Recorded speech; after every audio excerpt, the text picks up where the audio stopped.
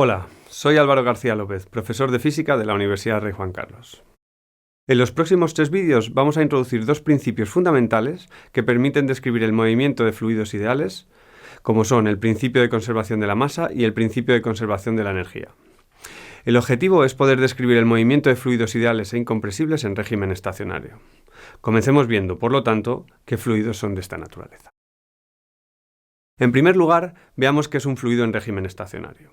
Se dice que un fluido o un flujo está en régimen estacionario si el patrón de velocidades del mismo no cambia al pasar el tiempo. Un flujo de esta naturaleza se suele caracterizar por las líneas de corriente, que son las líneas que trazarían las partículas del fluido coloreadas con un tinte al viajar. En flujo estacionario, estas líneas permanecen como un todo, en el sentido de que no cambian con el tiempo. A modo de ejemplo, podemos ver aquí una cámara de humo con un perfil alar, observando que las líneas de corriente se mantienen prácticamente inalteradas, excepto por las pequeñas oscilaciones a la salida del ala.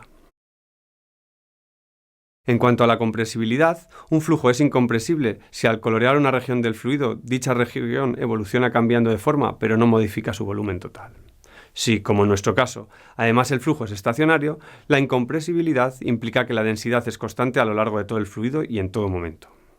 Por lo general, los líquidos a temperatura ambiente, como por ejemplo el agua, son muy incompresibles. Al contrario, los gases son fluidos muy compresibles. En tercer lugar, es preciso matizar que solo vamos a estudiar fluidos ideales. Un fluido se dice ideal si carece de fenómenos de disipación, como por ejemplo el rozamiento entre las capas internas del fluido, responsable de la viscosidad. Además, los fluidos ideales cumplen el principio de Pascal, en el sentido de que la presión es isótropa en todo punto del fluido, esto es, se ejerce igual en todas las direcciones. Para concluir, introduzcamos el concepto de turbulencia. En líneas generales, la formación de remolinos o vórtices moviéndose por un fluido complica enormemente su estudio, debido a que la dinámica caótica no estacionaria involucrada no se puede estudiar fácilmente con ecuaciones analíticas.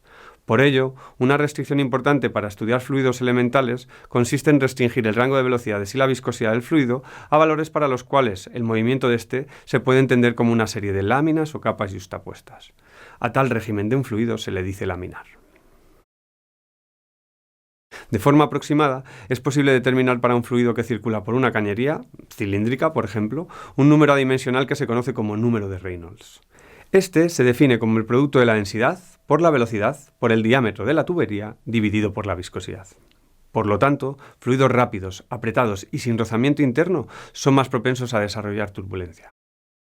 Dependiendo del rango de valores del número de Reynolds, ya sea por debajo de 2300 aproximadamente o por encima de 4000, podemos decir que el régimen es laminar o turbulento.